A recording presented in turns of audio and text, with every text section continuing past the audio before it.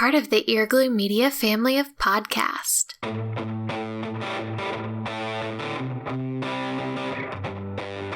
You're listening to the Cantina Cast,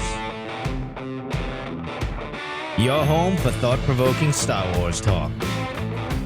Join Albert and Jonesy in breaking down the latest news, trailers, movies, and of course, your favorite characters from a galaxy far, far away.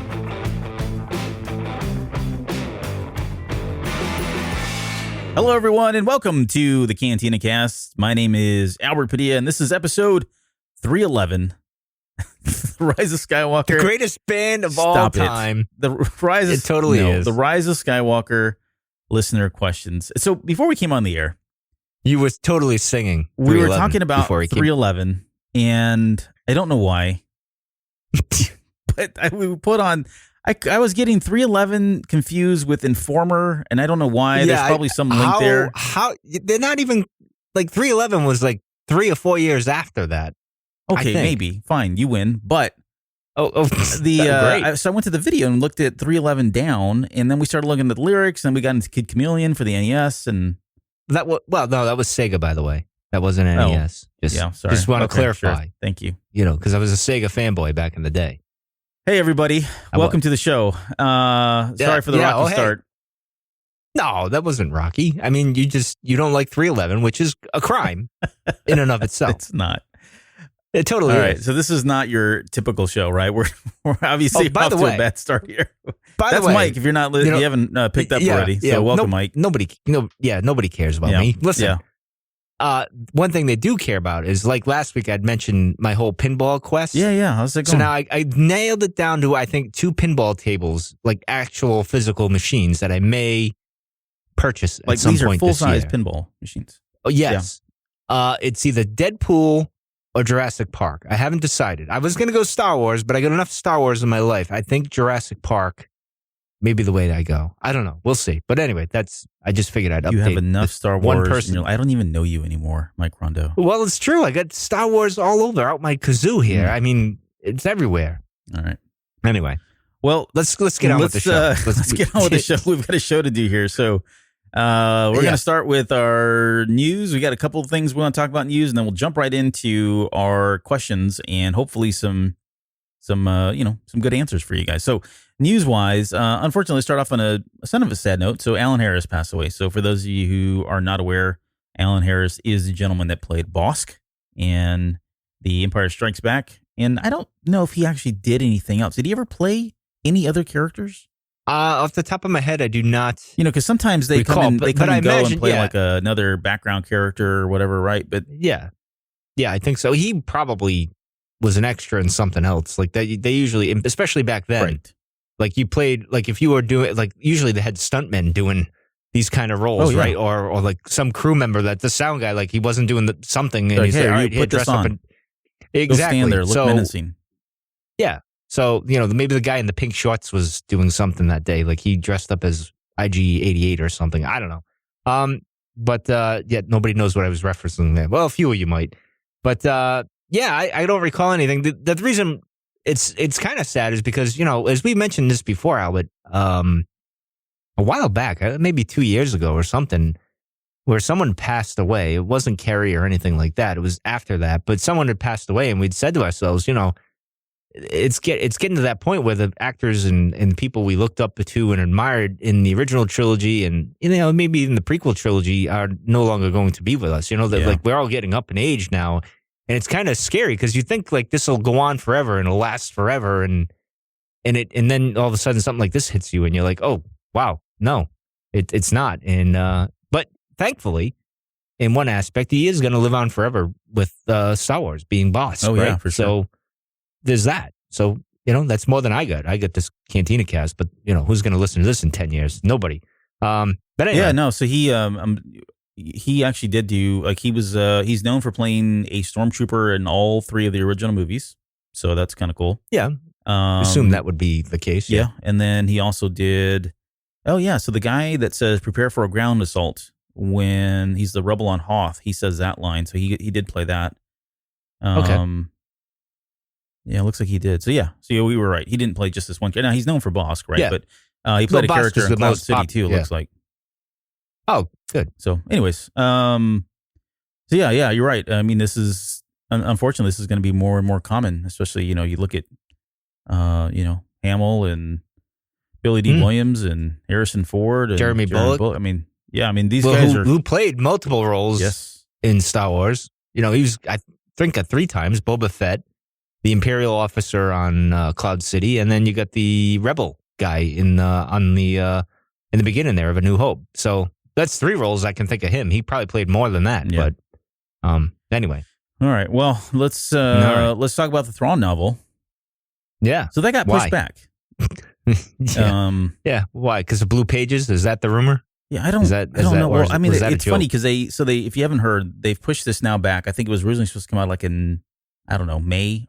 Was it May? May, right? Yes. And they push it now to the fall, sometime October. Yeah. Yes. And the best month of all. But this is Thrawn Ascendancy, Chaos Rising. But then the way the tweet read was like, but get this, you guys are getting Blue Pages, which I thought is kind of neat. I mean, it is different, but I don't know if that really makes up for the fact that we've got to wait. I don't know if that. 5 months. Why would I want that? I don't think that would make my reading experience better. You don't read. You listen to audiobooks. I read occasionally, Albert, and just because it's green eggs and ham, right? Yeah, and Chewie and the porgs, Prince Large. That you still read? Yeah, okay, exactly. No, in Clifford the Red Dog, I do read. However, I will say this. Now, I'm not a big fan of the black and white pages myself because my eyes are old. I'd rather if it'd be black and white. Maybe, like the black page, like the page is black and the letters are contrast. White. That would work better for me. Yeah. Yeah. Dark mode, so to speak. But Blue Pages with black writing, unless it's white. Maybe it's white. Would that make much more sense, right? Like that would jump out probably. I'm reading this black. Is it blue? All the pages are completely blue, or is it just the outer part of it, like the what do they call that? The trim? Yeah, like the trim. Border. The border, whatever that is. Yeah. Oh, I don't know. One thing is scheduling move. Yeah, this is the kind of. I'll be listening to the audiobook anyway. That's Although, what I said. I can't get through the Thrawn novels on the audiobook. I can't. It's hard. It's really hard. It's just blue edges.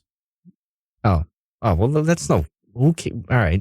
Well, that can't be the reason for the delay. No, that's not the reason for the delay. I don't know what I mean, and this is. They didn't say it was anything to do with the book itself, like the story. Yeah, they give us no details on this. Well, because there's probably some restructuring going on around Lucasfilm. I don't know.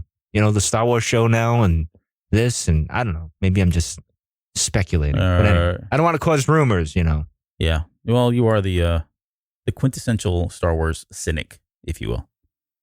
No, there's worse than me. Yeah, there are very worse people than you. Yeah, there's not far many, worse than me. Yeah, there. Yeah, but there's a few. Anyway. Okay, last thing. What is this? Let's talk about the hot garbage. So, hot garbage. So, this is the leaked footage of Star Wars Underground. Now, I had no idea this came out. You put this in the show notes, and I thought you were joking at first. I couldn't even remember what Star Wars Underground was until you reminded me. Was it Underworld or Underground? I can't remember. Underground. I'm probably saying Underworld. Okay, well, we'll go with that. Well, it's the show that wasn't Star Wars Underworld is what it was called. Oh, that's what it was. Yeah. So for those of you who were not up to par back in 2008 and what was going on here, there was originally going to be this is prior to Disney, obviously. They were going to do this potential TV series called Star Wars Underworld. There was a video game, I think, that was going to be linked to it all. It was supposed to be this big grand thing, almost the likes of what we had with like Shadows of the Empire, right? Where they were kind of tackling this on different media fronts. Yeah. And all of this got scrapped. And then the game was kind of still out there. Maybe it was going to come out, maybe it wasn't. And then that got canned. And then next thing you know, Disney came in, and we've never heard anything since for it. Well, I don't know who released all this or why. Although Mike has more conspiracy theories. I do. Let's put the tinfoil hat on. It's because they want you to distract you from that Obi-Wan Kenobi gibberish. Maybe. But anyway. They've released this test footage, and so it's like 5 or 6 minutes long. Awful. It's. I can see why I canceled it. Well, or didn't want to go on with it. This is test footage, though. This means like I know this is it's like not, no director. The writer is probably the same dude that like was in charge of the special effects, and this is just to say, hey, what's it going to look like? Right? These aren't even the real actors. Yeah, no, I get that. It's like a live storyboard, is what pretty it much. is. Kind of. And it plays. It is pretty bad. Like this is unwatchable. I wouldn't watch it. Like they hit all the cues, right? With like what the stormtroopers are saying. Sounds like a drill. The Wilhelm scream. Yeah. Well, that was good, but most of it was just. I would like them to do something like this, though. I mean, we kind of got it with The Mandalorian, right? A little bit gritty or whatever, but I would like to see something more adult-like and kind of gritty, if you will. Yeah. Because that's what he was looking for, right? He was looking for something HBO-worthy, and then that just fell through or whatever. So yeah, I mean, it was supposed to be something on, I mean, and we don't know because all we read was, press releases, or not press releases, but just leaks and stuff at the time. But from what I recall, he was going for something grittier for sure, maybe something a little bit edgier, something more geared towards the generations that had grown up with the prequels now that were, and coming into their older ages or, maturing, and they want to kind of keep up with things. So, and this reminds me of something like a Blade Runner, which is, I think, I don't know if they were kind of going for that or not, but I mean, we think about the underworld and think about all level 1313 from what we've seen in the Clone Wars. All that's really dark. It is kind of the shadow world of Star Wars. So, it looked cool. Let me ask you this, though. If they do this, now I have to imagine Disney, knowing that there's a section of fandom that's older, us, basically, you and me, Jonesy, and so forth, Becca as well. We're all older. We'd like to see something gritty and more mature. I hope Disney does that. And I'm thinking to myself, now, what would you like to see if that was the case? I'm thinking maybe like Darth Maul in the Crimson Dawn there. Not Crimson Dawn. What the hell is the name of it? I can't think of it now. Death Watch? And that, not Death Watch. His whole thing in Solo. The, what the hell is the syndicate that he has, the crime syndicate that he has. Like, that whole thing might be interesting to explore. That whole, because that could be dark and gritty, especially if you got Maul involved, right? Like that, you could kind of just go. Oh, absolutely. I don't know. That's just my thinking. I don't know. But yeah, anyway. I mean, it's Crimson Dawn. Yeah, thank you. That's what it was. I don't know why I'm thinking the other. But yeah, no. I'd be down for it. I mean, here's the thing. I don't remember if it was. I don't think it was us that had this conversation. I remember getting into conversation with someone one time about whether or not Disney would ever go into an R rating, and I don't think they would. I still don't truly believe they would. I like the idea. I don't think they ever have the guts to do it. Well, if they bring Deadpool in the mix, there's a possibility. But I mean, you can go into a rated R and not do like the language, because there is no language in Star Wars. I mean, that's but that's what I mean. In Star Wars, though, you can make up your own swears, and kids would be oblivious to it. But it wouldn't. But that like Carabas, right? You know? That guy's got a potty mouth on him for all we know, right? Yeah, exactly. But but you don't. But maybe you could probably cross the line in terms of the violence. Well, the nudity. Would you show it? Would you? I don't think that. I don't know. I don't think it belongs in Star Wars. I mean, would you go? I mean, I'm not saying go Game of Thrones here, where it's or The Witcher. Yeah, which I love that show. Just gonna leave it at that. Yeah, no, I don't think they would do that. I mean, maybe they brush up against it. I mean, you could kind of flirt with it and get close to it. But you at least PG-13ish, maybe. You know what I mean? Yeah. Kind of that type of thing. Maybe rated R-ish.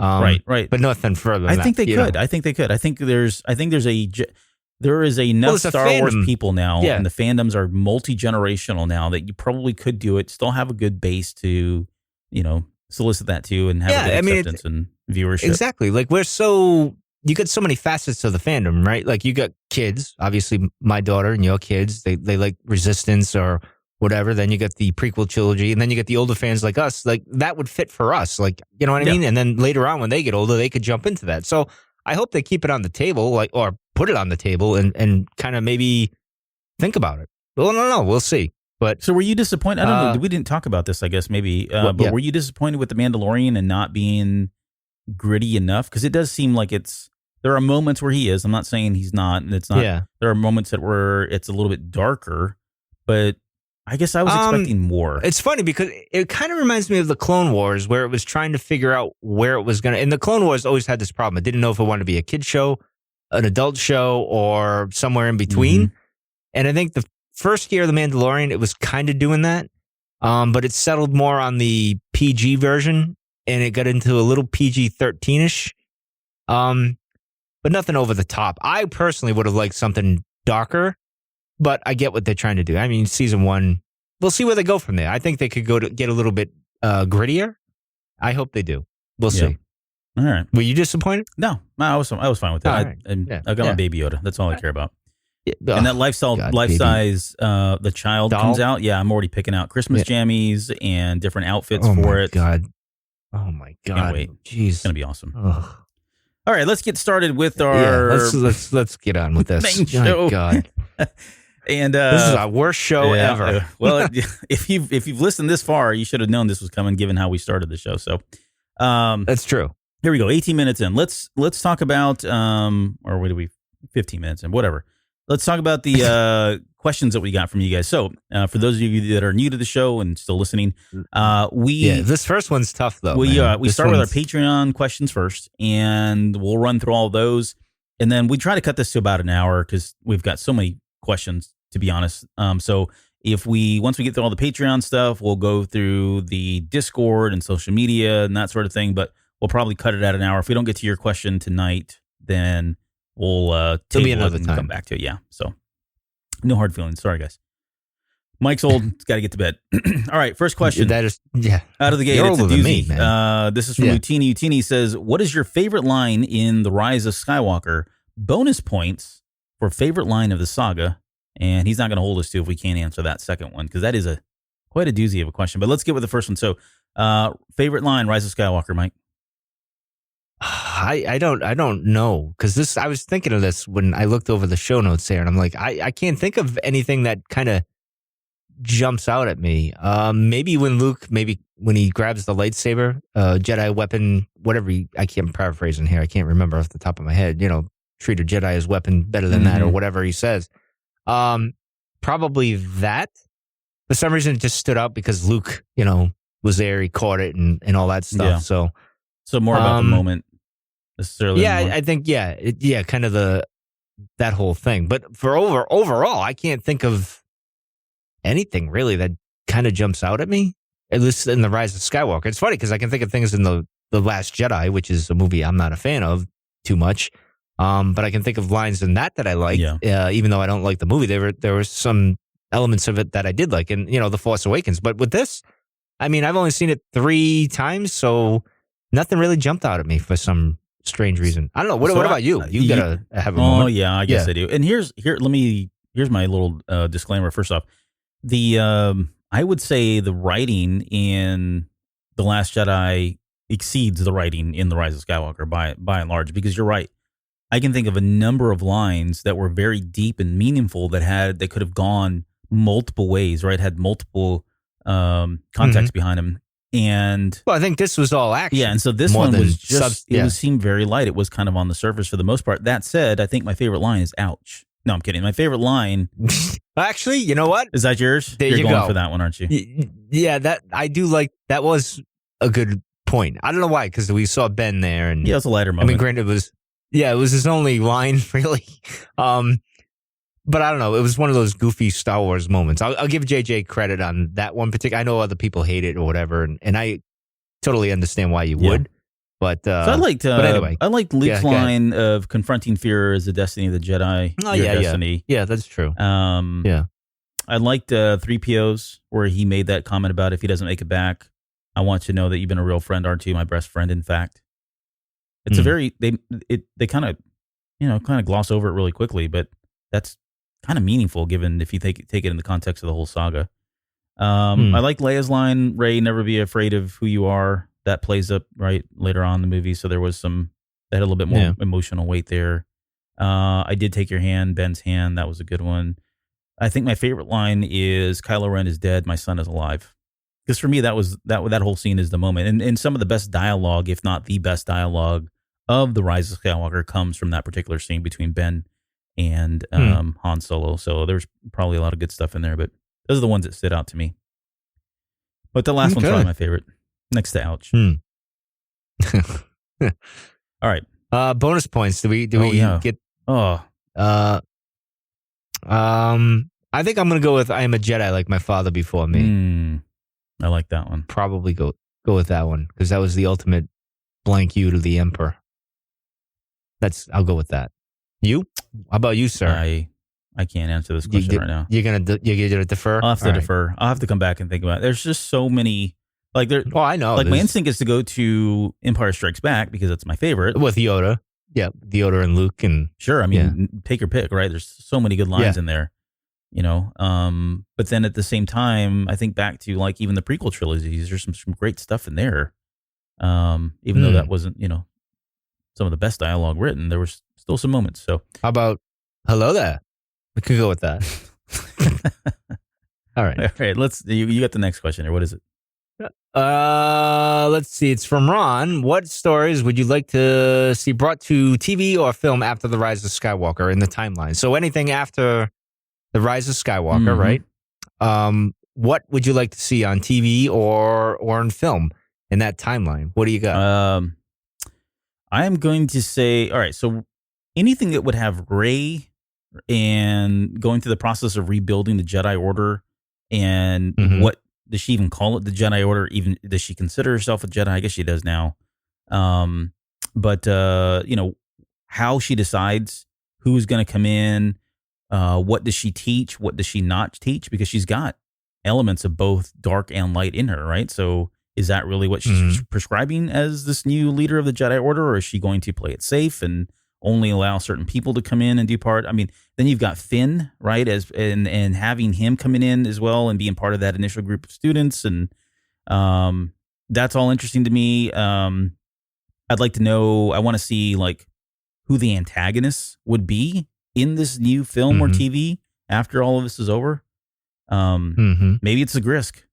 Maybe it's Thrawn. Maybe he comes back and he becomes that person. But anyways, those are the stories that I think I'd want to see. And I don't know if they're all in one thing or these are multiple things going on, but those are some of the open-ended questions I think, or the open questions that I've got after the Rise of Skywalker.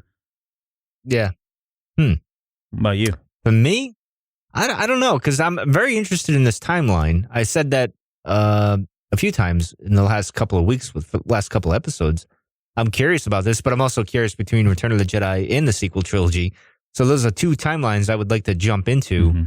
But I would have to say maybe Finn and Poe get the buddy cop movie, although I doubt that'll ever happen now with John kind of throwing grenades, burning bridges, whatever, man. Yeah. But then again, money talks and voices get quiet. I don't know. I think that would be cool. I don't know about the rebuilding of the Jedi, but like you said, who's out there next? It's because evil's always gonna be around, right? Yep. And Rey is the powerful light, so there's got to be darkness to meet her, so to speak. So I'm curious where that would go, or are we just gonna leave it as is and just never explore that? I don't know. Of course, her lightsaber. I'd like to know all about that. I'd like to see it in action if we could. There's so many jumping points that could go with this. So, and even after, like, what is the galaxy like now? What's the government? Is it a new republic? What is it? What do we got going on here? So to speak. So that's kind of, I guess, where I'd like anywhere you could go for me. Yeah, there are a lot of stories here. Because we're in a rebuilding phase all over again, much like we were after. To be honest, much like we were after Revenge of the Sith, and then after Return of the Jedi. So. There's a lot of unanswered questions, I think. All of it's good, but we get any of it in our lifetimes? Probably not. Maybe near the end. Near the end of us? Yeah. Okay. So like in 5 more years?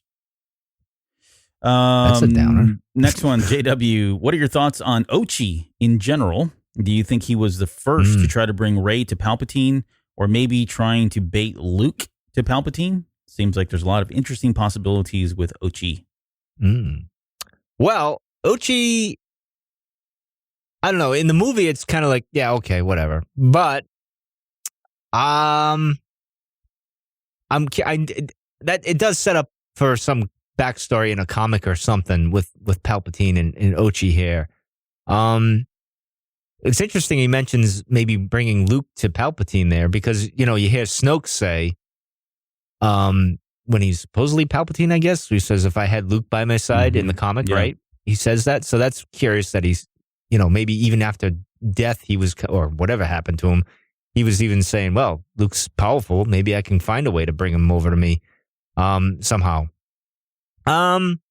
there are a lot of possibilities. I assume we'll get some of this stuff in a comic, or maybe I hope a novel with Palpatine. Like, I think we need a new Palpatine novel or something, right? Yeah. I think that's where we need to go, because there's so much to cover now and flesh out that I don't think maybe a comic to tease it, right?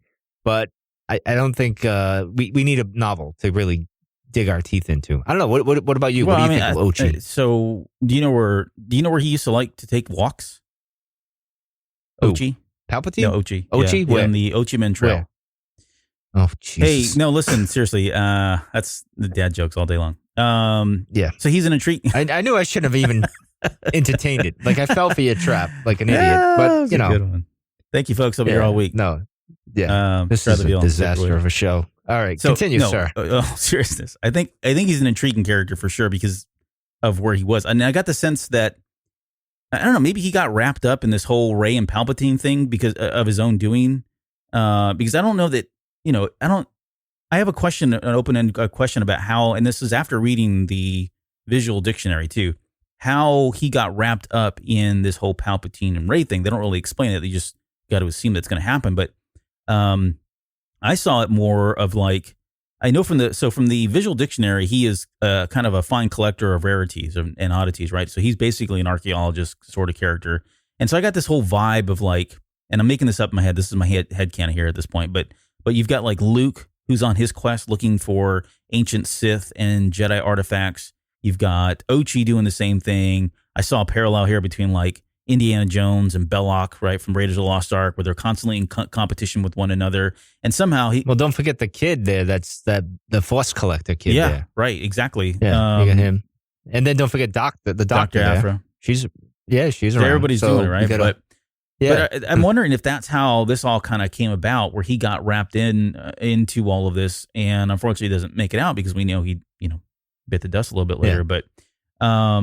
But yeah, I think if that's the case, and maybe it's one of these things where Ochi was always kind of one step ahead of Luke, even with as powerful and as Jedi as a Jedi as he was, this character of Ochi was able to kind of stay one step ahead of him. Maybe that was what Emperor Palpatine saw in him and thought, okay, here's somebody I can use to kind of stay in front of Luke and yet, bring me my daughter so that he could do granddaughter, so he can do all those nefarious activities or whatever. But anyways, I don't know. There's not a whole lot about it. Even if, like I said, if you read the visual dictionary, it does have some details in there. It goes into his ship and talks about what he did and how he went about and all that, but really nothing that specifically relates to what happens in the Rise of Skywalker. So to your point, I think there's a lot here that's unexplained, and that's probably a good thing because there probably is some good material here for a comic book or a book or maybe a TV series, but probably not. Yes. Likely the first two. I doubt that. Yeah. All right. For Malice, we got the final battle on Exegol was between the Rebellion and the First Order. The First Order assumingly was not present, although I think they were. Do you think the First Order or an evolution of them will be in the following trilogy, or do you think they were defeated in the Rise of Skywalker? I assume they were there. I know their big ship was there, so I'm going to assume they were defeated at Exegol. I don't know. What say you, sir? My guess is we'll have something similar to what we got after Jedi, where you've got these Imperial loyalists still around. And how big they are after the Rise of Skywalker really depends on how much time, passes. And then going back to my Thrawn trilogy theory earlier, Well, you got to assume Palpatine's planned for everything, right? So he's got even another fleet somewhere else, right? Who knows, right? He's probably got contingencies upon contingencies.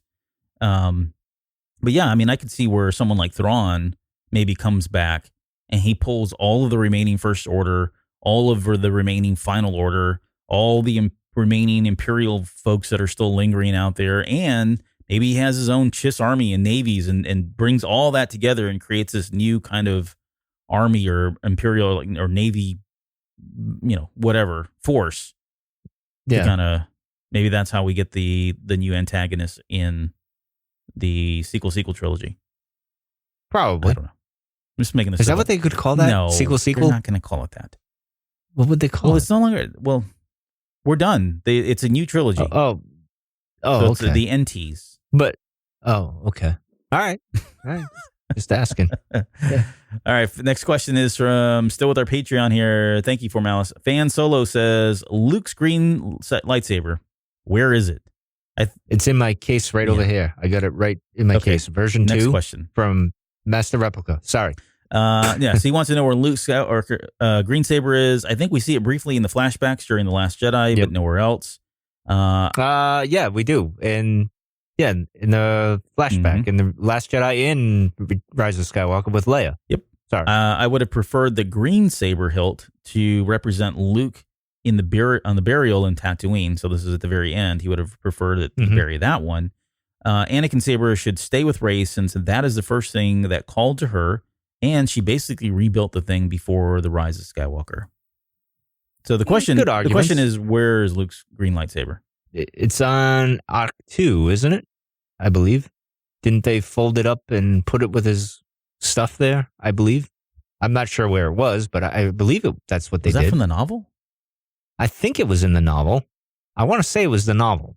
Oh, heck, I don't remember of that The now, Last Jedi. if that's the case. I believe it is. Good. Kudo points to you. Sure. Hey, or thanks. you need to keep drinking more.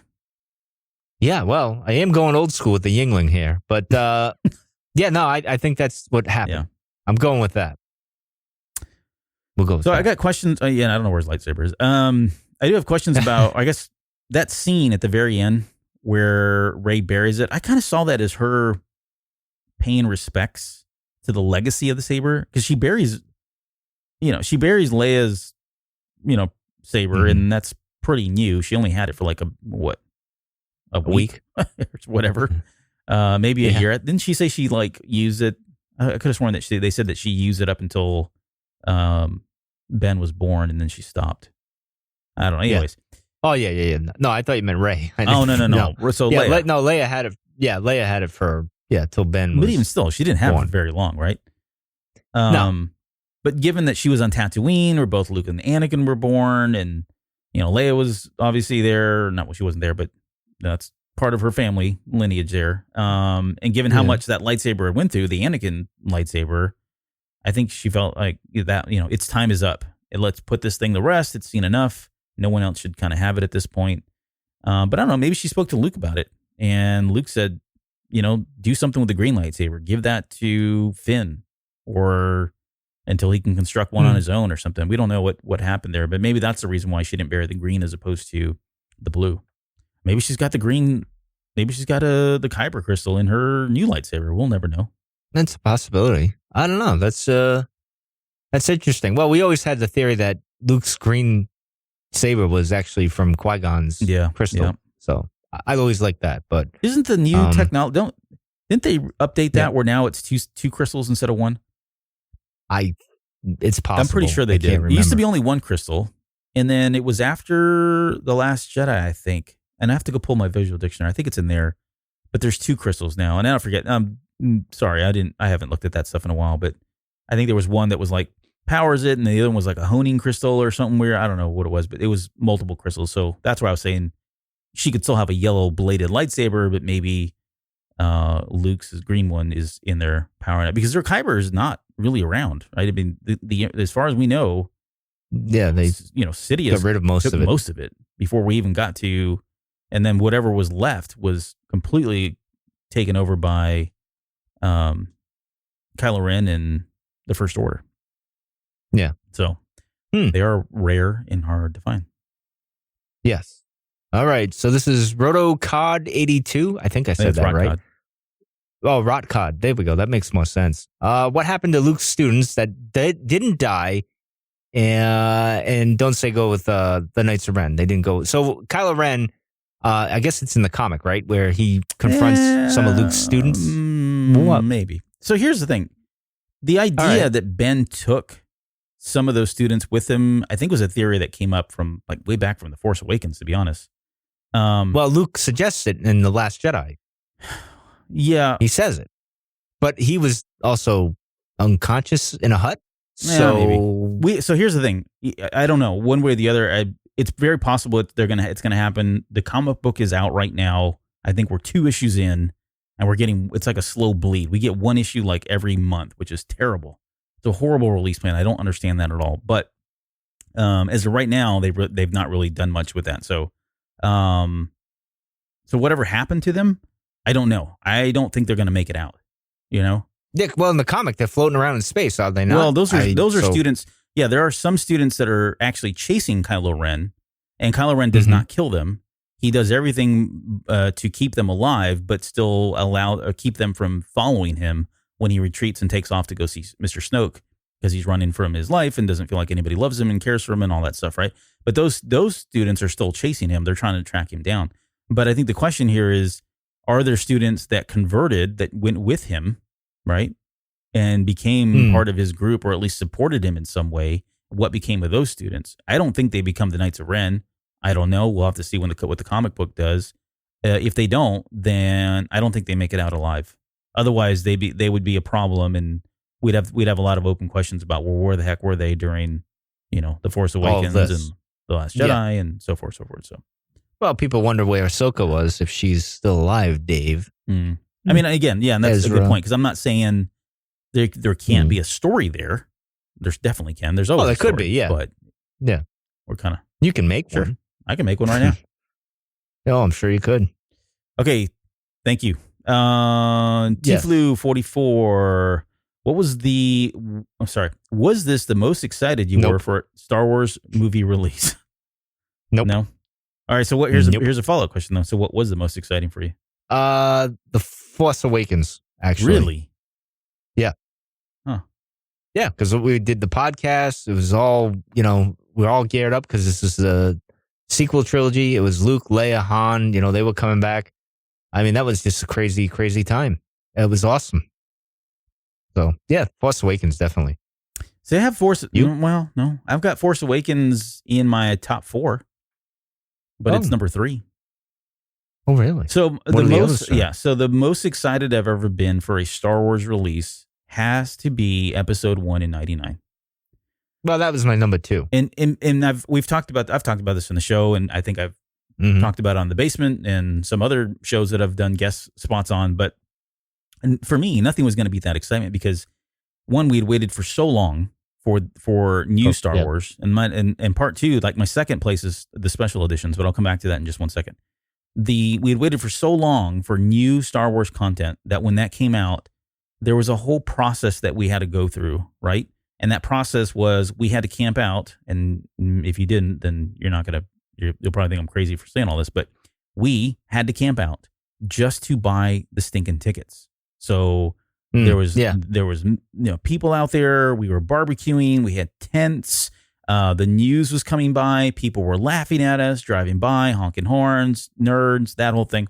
It was an experience just to buy the freaking tickets. Then when you bought your tickets, like I said, there were no assigned seatings. This is before that even was a thought or any kind of a consideration. So after you bought the tickets, then you had to wait for the movie, obviously, to come out.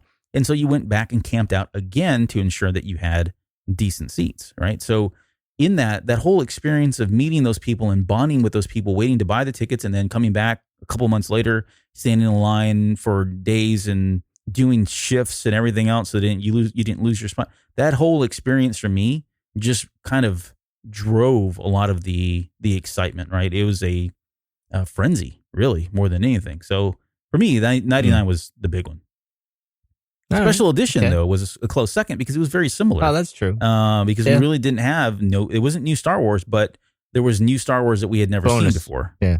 And that whole process of waiting in line and buying tickets and all that, very similar, not to the level of 99, but it was pretty similar. And then I had The Force Awakens as a third, and then Return of the Jedi was my fourth. Because I thought that was it. Like, from what I understood, we were never going to see any more Star Wars after that. Lucas was done packing up.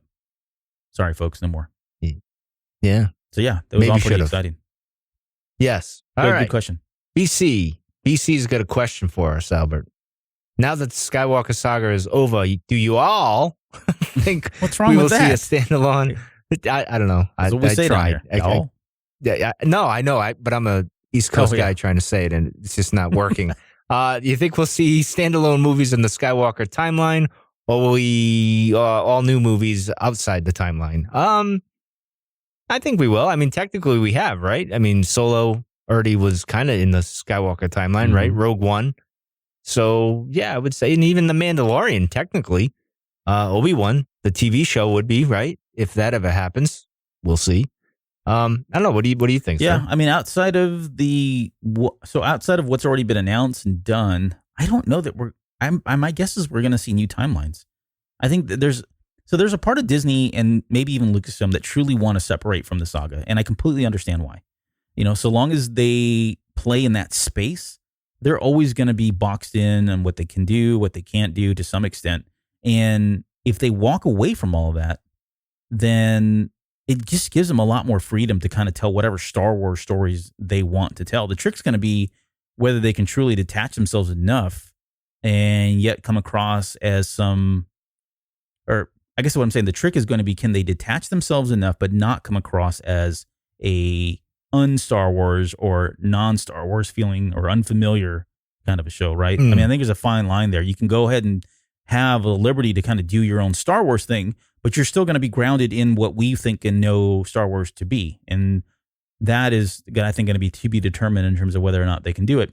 And I think that's why that think tank that's heading up the Project Luminous thing, I think that's why they were formed. I think they had a mission that said, how can we make Star Wars content while simultaneously being Star Wars, but not being Star Wars, if that makes sense. I think that's their whole mission. I think that's why they put all those guys together and said, figure this out. We've got to be able to we got to find a way to tell new stories, but not feel like we're still completely attached at the hip to what came before and what's worked before. We've got to evolve and we've got to become different, but still be Star Wars. I think it's a very challenging thing, but I think that's where that Project Luminous has come from.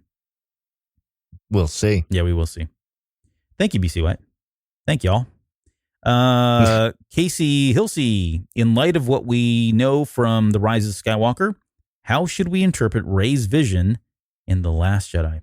So to set another way, the way I interpreted this was, now that we've seen the Rise of Skywalker, has your opinion changed, or is anything different for you about the vision on the Rey's vision in The Last Jedi? No, still the same confusing mess that it was before. So that doesn't change for me.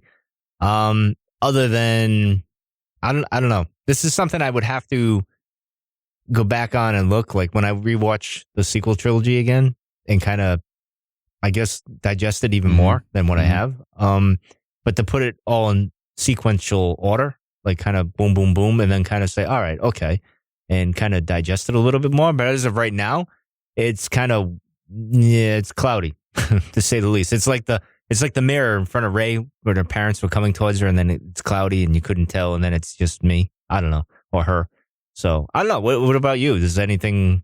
Yeah. I mean, I guess the hang up is the 42 years of the Skywalker saga, and then we just switch this to this Palpatine thing that I have an issue with. But yeah. It's hard to say what all this means, because ideally we'd be able to go back and see what happened in the Rise of Skywalker. That would kind of give us a final beat, if you will, on what that scene was all about. However, given that the story direction was left to two people who were able to kind of opt in on what they wanted to pick up, what they wanted to drop, what they wanted to expand upon, that really was, that was what they got to do. And so I don't know that we'll ever really know. So I guess what I'm saying is, you would think if there was one kind of cohesive story, then whatever we saw in The Rise of Skywalker should play in and help explain The Last Jedi. And I don't think that's what happened.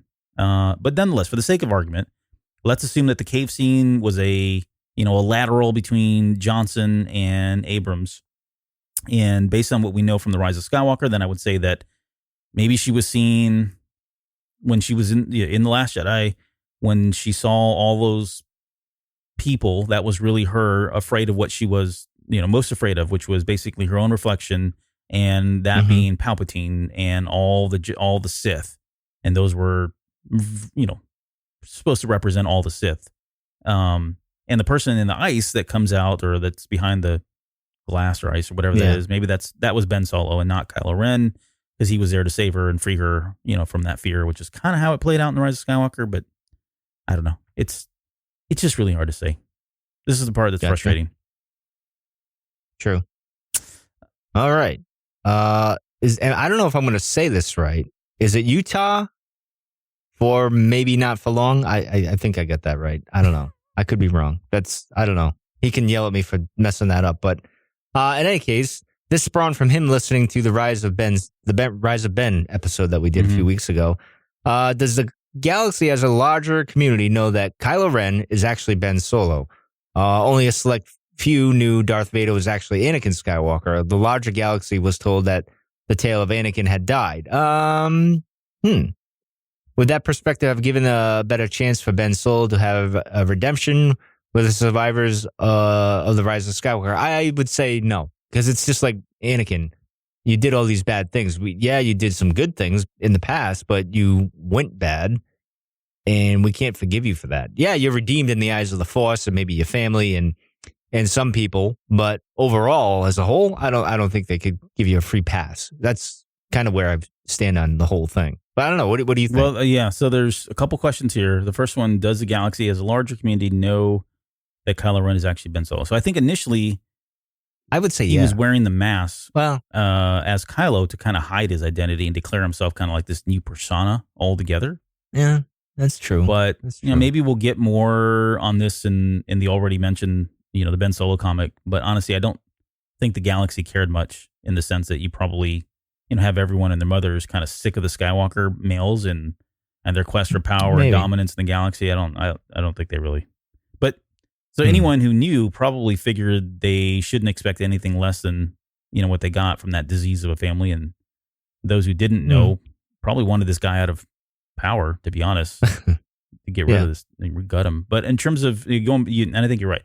So redemption and forgiveness are not mutually exclusive, right? One is not predicated upon the other. I would agree 100% there. So even if he was redeemed and would have survived, the uphill battle for somebody like a Ben Solo to be seen as anything more than a mass murderer and a monster or whatever, I mean, it would have been tremendous. And and probably like a nearly insurmountable task for him to kind of overcome that. I think it's just going to be, it's a scarlet letter. It's going to be a stain on his whole life, whatever that looked like had he, survived. Yeah. And it's certainly not something we would have expected him to do on his own. He would have had, help, and there would have been somebody like Rey there to kind of help.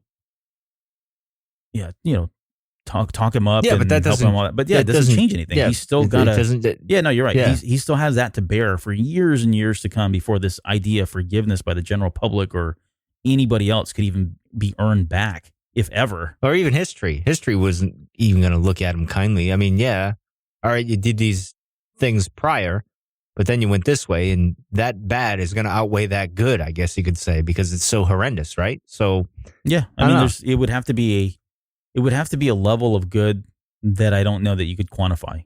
So, well, the only way you could do that is the way he did, is a sacrifice. That's the only way you can get that. I think. You know what I mean? Like, but you still have people go, well, good. He deserved to die. Of course. I mean, Well, yeah. Oh, yeah. You'll still. Yeah, of course. So, yeah. Those are my thoughts. Yeah. Okay. Star-Lord, thanks, Uthal. Star-Lord 07, what happened to Luke's lightsaber, and why do people keep referring to Anakin's as Rey's or Luke's? So similar to the question we had earlier. But why do we keep calling it? Well, why do we call Anakin's Rey's or Luke's? Well, we'd called it a few years back. We called it the Skywalker saber because that's kind of what it was and hinting at. But now it's, I guess you could still say it's that, right? Because she buried it in the sand. She didn't take it with her. So, I mean, she borrowed it. So, I guess you could look at it that way. But it's always been Anakin's. Yeah. Of course, Luke had it. So, I don't know. I mean, I don't think it's that big of a deal. But what happened to it? Well, it depends on which one Anakin's saber. Well, we saw it get buried in the sand. No, right? I think he's talking about Luke. He's. Yeah, what happened to Luke's green lightsaber? So we kind of talked about it. It's in the hut where Leia's saber was. They just forgot about that one. They grabbed Leia. They grabbed Leia's and not Luke's, and which is why I think the confusion's there, right? Because everyone's like, "Well, where's Luke's saber?" We grabbed Leia's, and we have Anakin's. She could have had 3 lightsabers. She could have Maybe she did take it. We just could have been we didn't Grievous. see it. It's got That's true. Got a whole bunch of them. We could have had that. Inside her. That would have been awesome. No, seriously. And then that would be cool. And you could hear Obi-Wan in the background. Hello there. Oh man. Let's see. So as for Okay. Anakin's saber, I think in my own head, I never thought the Jedi were like super possessive of their sabers.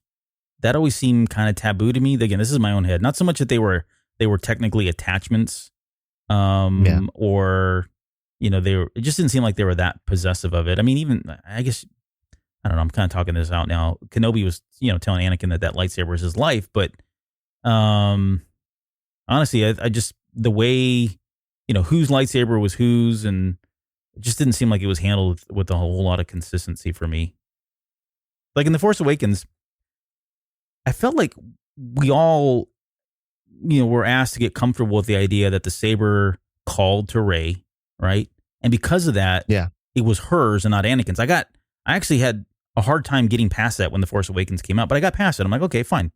So be it. This is now her lightsaber. And then this all seemed pretty kosher until The Rise of Skywalker comes out, when suddenly she tells Leia, someday I'll earn the saber, your brother's saber. And it's like, what? Wait, why? What happened? You've been wielding it for 2 movies, and now it's only been about a year. But no, you're yeah. And then a bit related, I think Kylo Ren declared that when he says that saber belongs to me, right? That he said that was his lightsaber before he ended up fighting Poe. So I don't think dark side users or Sith were above claiming things like this, but I just didn't see the Jedi ever as being attached to sabers as much. Well, Luke wasn't in The Last Jedi, but I'll say this: if you ask Luke Skywalker whose lightsaber that is, he's going to say my father's. If you ask Rey, she's going to say what? Luke's. Probably. If you ask Kylo Ren, he's going to say mine. Right. If you ask Finn or Poe, it's Rey's. Yeah. So I don't know. There you go. All right. Fist of Fury. Good night, folks. We're going to end right there. Well, that's on a no. Go ahead. Yeah. Fist of Fury. Good. Well, we should. My dog's barking in the background because he wants to come out here. We're almost done with the Patreon, and we're almost coming up on an hour. So yes. Well, Fisto Fury, not to be confused with the Masters of the Universe Fisto. Yeah, totally different. Thank God. What is your take on the Force dyad between Rey and Kylo? They kind of set it up in The Force Awakens. I feel a 2-line during Rey's interrogation. But did you like it as an overall plot point? No, I did not. Do you think Kylo wasn't in the final scene on Tatooine because the dyad he remains part of Rey? I think it was because JJ didn't want him in the film at that point. I don't know really, to be honest, but I was intrigued by the dyad, but I thought it was just, I don't know. It felt kind of sloppy how they handled it, maybe. I don't know. Albert, what do you think? Was it good, bad, indifferent? What do you think? I don't have any issues with it. I got kind of indifferent on it myself, but I don't know. I mean, I liked it. It reminded me, and I don't get mad, but it did remind me of like the son and daughter. I will. Well, yeah, of course. So, I mean, it wasn't unfamiliar to me, right? This idea that there's these powerful beings that can do these things like that. So I don't know if that's where they were leaning, if that's where they got the idea, or where they got the inspiration for ultimately for Rey and Kylo to kind of be this dyad, because I don't think that was the original intent. Maybe it was. Who knows? We'll find out later. But no, I didn't really have a problem with it, and it didn't seem unfamiliar to me. It certainly did feel familiar. Do you think Kylo wasn't in the final scene on Tatooine because as a dyad, he remains a part of Rey? That's an interesting idea. I like it. I don't think that's the reason why. A bit of a theory at the end here. One of the questions, but go ahead. I think did we skip over that? No, we didn't. That's near the end here. But yeah, no, Rey. I don't know if that was a reason why. I think at that point, I don't think they were really thinking dyad anymore. I think they were thinking Ben Solo's dead, Skywalkers are over, and let's just wrap this sucker up kind of thing. But that's not to say they can't pick that up and expand upon it later if we ever get anything beyond that. Or maybe it comes out in novelization. I mean, we're putting this novelization is not going to live up to the hype. Oh, no. Because we got so much more to get from the novel that I don't think it's going to live up to it. But yeah, well, they delayed it, right? And we have all these unanswered questions that normally a novel like that could help out or clue us in, right? Because we discussed that with The Last Jedi, right? There were chapters in there where like, oh, that would have helped the movie at the time when we were discussing it, or at least for me anyway. And now we have all these. You're right. I don't think it's going to live up to. I got to set the bar low, just so I don't get disappointed. Yeah. Right. So. Yeah. All right, cool. Thank you, Fisto. Next up, Cab, still with Patreon. Something I've been thinking about for the last few days is how oftentimes as fans are our own worst enemies. Yeah, that's for sure. As we've discussed before, we see characters in early promos and such and start to speculation train at full speed.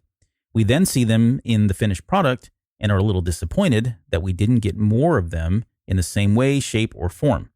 But when you zoom out and look at them from a big picture perspective, oftentimes these characters really did have a sufficiently fleshed out character arc and served their purpose. Using a character like Phasma as an example, are there more cases of poorly used characters in the sequel trilogy specifically? So examples, Phasma, Hux, Rose, Knights of Ren, etc. Or did we just get too attached in some way to the characters that truly fulfilled their narrative purpose and we just weren't able to see it?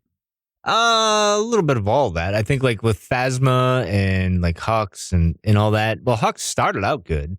Yeah. It just didn't work out that way in the end there. But he served his purpose. When you look at it, like he says, when you zoom out, same with Phasma. She served her purpose as well. Rose, yeah, same thing. But the problem, I think, with the sequel trilogy is they had too many characters and we had to focus on the main characters, and all these other interesting characters on the side suffered for it. You know, like you could have got something more with Rose, Hux. You had something with Hux. Hux was probably the one that, probably not the best example because he did start out prominent. And it just didn't end that way. Phasma is kind of like Rose in the sense, and the Knights of Ren, they were their ancillary characters. They moved the plot forward, and there was a purpose there. And once they were used to that purpose, they had to go, so to speak. Now, they're cool characters, and Phasma got a book. So, you know, Rose, I think she was in a novel, or there was something there, right? I think. Yeah. And maybe we'll get more as well as you go forward. So those characters, as it stinks that they didn't get more depth, so to speak, in the movie there. They were interesting enough where something can happen outside of the movie and maybe we'll get more depth to them. But I think we do jump on the whole speculation thing, and then kind of one of the bigger issues is we attach ourselves to characters and we project ourselves on them, and then we get very disappointed when they're not living up to what we would do because we think it's us, and that's not the case. So don't get too attached with characters. And I know it's easier said than done. I was attached to Luke, and I was very disappointed, but I got through it. You can too. And even like movies in the end, you can't, it's not real life. It's just a tool to teach you things and kind of make you think. But other than that, I don't know. What say you, Albert? No, I love this. That was all good stuff, man. Wow. The lighter side of Mike Rondo. Well, look at that. It's the softer side. Me. So I love this question. And again, it goes back to how these stories and characters were kind of just stitched together from two different visions. And unfortunately, I feel like some of these characters and some of the story beats were just collateral damage from that decision, right or wrong. I think they just were. And to your point, there were a lot of them. And we couldn't have a 2.5 hour movie and really get everything from everyone, given how many characters there were. So that's why people like, I can't even believe I'm going to say this, but people like Maz, right? I mean, she, if you didn't know any better, you would have thought she would have had a more dominant role or predominant role in, 8 and 9. Yeah. And she quite frankly did not. Snoke is another one, right? Yeah. I mean, got to go because someone decided he needed to go. And so we didn't get a whole lot there. Hux, like you mentioned him. I'll throw Ray's parents in there, right? That was we didn't. We got a clip. That was it. So I mean, I think you're right. It's a lot of these things. I think when we take a step back and look at from a 30,000 foot view, it probably does all make sense. Does it make us feel any better about it, especially if we've connected to those characters or we wanted more or something? No, heck no, it does not. But like you said, headcanon is really hard to deal with. It can drive some people from the franchise altogether when things do not go the way they want them to go. That's the reality. Sure. Okay, we got a few more minutes. We got about 3. Let's do like a quick lightning round, try to get some of these in. Okay. You cool with that? What do we Where we going? I'll ask you these questions here. Why Alaron? Why bring in yet another ancient Sith world instead of Korriban or another established planet? Yeah, why? Or Malachor? Never heard of it. I mean, they could have went. Morban. No, I'm just making a joke. But go on. No, Malachor. Malachor's the other one. Yeah. I don't know why. To be honest, I don't know why they did this. It's like, I don't know. George changed the name of the home planet too, right? Like, so I wish they kept it, but it is what it is. I don't know why they got to change things around. It would have been nice if they went to Morban or Korriban or even Malachor. Like something like that would have been cool. Exegol, as cool as it was, I don't know. But for me, it's a clean slate. If they pick one of the other ones, it makes us happy. But then they have to figure out, okay, now what do we have? What can we not step in? And so this is a easy, clean way. Cheap. I don't say cop out, but it is. It's a way for them to kind of have a clean slate and do whatever they want to do, say what they want to say, image whatever they want to image about the planet. Because I mean, what happened to Tython? Why do we have to have Octu? Well, yeah. Right? Yeah, that's that when Last Jedi came out, I'm like, wait, I thought all this started on Tython. What's going on? Oh, no, different planet. Oh, yeah. Okay. Anyways, Obi-Jon, would you have preferred to see the Force ghosts of Jedi and Sith instead of hearing their voices? This is at the very end. Well, in the Mike Rondo cut, as we've discussed. Oh, yeah, that is out there, by the way. You do get all the Jedi and then some. The Sith, no, I don't want the Sith involved because they're not supposed to retain their spirit like that. I don't like them doing that. And that's me being a George Lucas apologist there. But yeah, exactly. I do not want that at all. That doesn't mean you can't have like Sith there somehow, meddling with things. I just don't want them to be like the Jedi there. But I don't know. What do you say, sir? Yeah, I would have, I guess, I don't know. I would have liked to see it. But I think it would have confused the heck out of the general audience. And I'm not taking anything away from anybody, but suddenly you got all these people popping up. They're going to be like, who the heck is that? Who's that? Why? I mean, it could have been confusing. Yeah, you say that, but I don't think so. I don't think the audience is dumb as we think. No, I know. I will give them credit. I think they could have done it so they could have put 2 and 2 together. I don't know. Was it necessary? No. I think it would have the same effect. It just maybe. So, there was so much about the Rise of Skywalker, and we've not even talked about this. I've got so many things I like about it and so many things I do not like about it. But one of the things I did not like about the Rise of Skywalker is we were hand-fed way too much stuff. Like, they would say something and then show it to you. Say something and then show it to you. And from a storytelling perspective, it just drives me nuts. We're not that dumb. Yeah, but they also would say something and not show you, like, or suggest or come up with something and say, like, oh, Palpatine's alive, and then give you some nonsense of, it's Sith magic or this, that, or the other. Right, so, so it was kind of it was all over. All right. Next question for you. Is Rey pregnant? This is from Mark Angel. What's the possibility that when Ben transferred life to Rey, that they actually created a life? It's a possibility. I mean, I did say a few years ago that Rey was to destroy the Skywalkers and then maybe the final scene would be her pregnant, looking into the sunset there.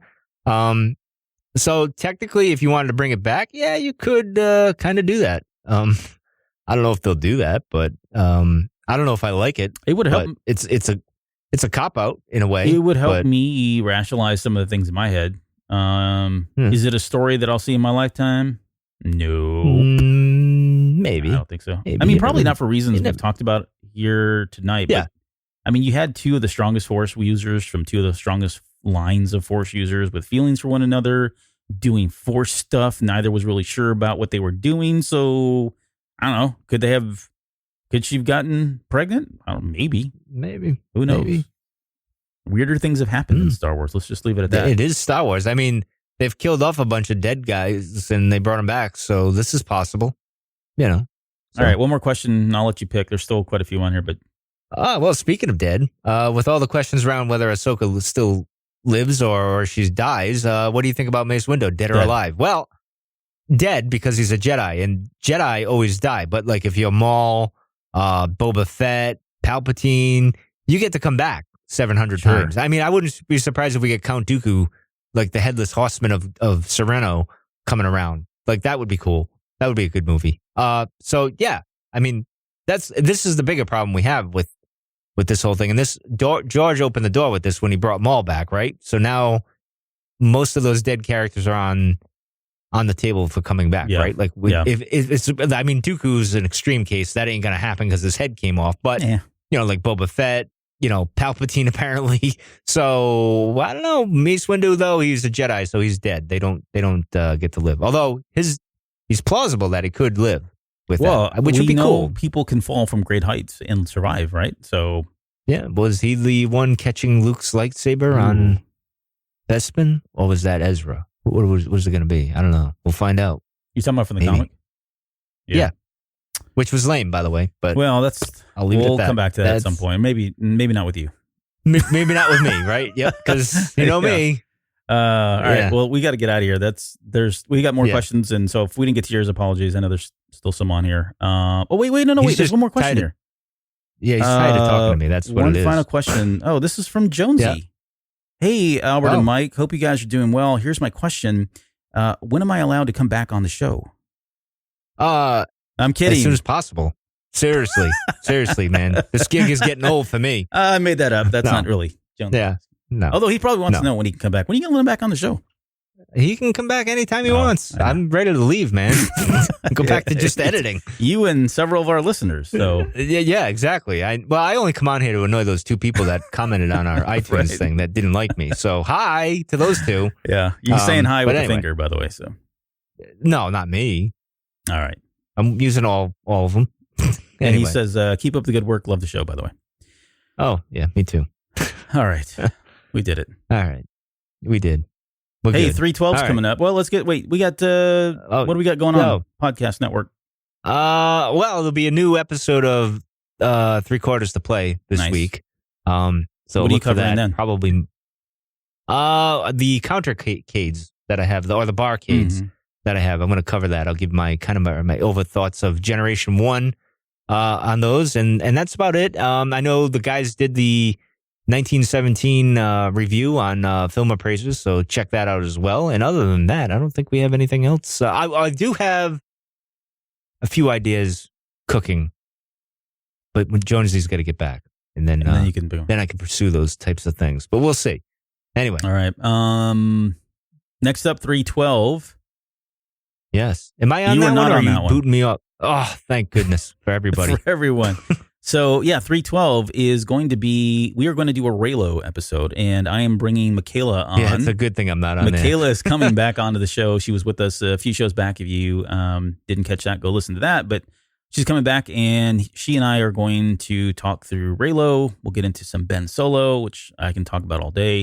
It's going to be a fun show. So, any last predictions for tomorrow? Super Bowl Sunday.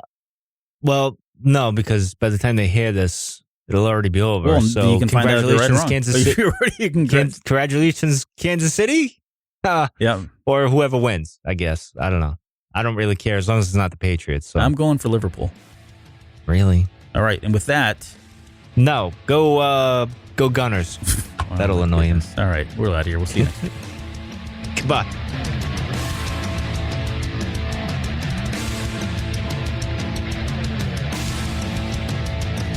You're still listening? Wow, that's amazing. Well, I'm here to give you the disclaimer.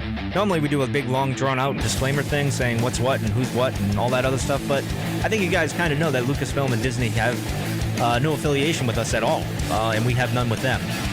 We talk about Star Wars, which is their property, and all that other good, fun stuff, but I think you can tell which is our stuff and which is their stuff. If you can't, well, then send a lawyer to send an email to me, and I'll be glad to chat with them. Other than that, you know what's what, so that's your disclaimer.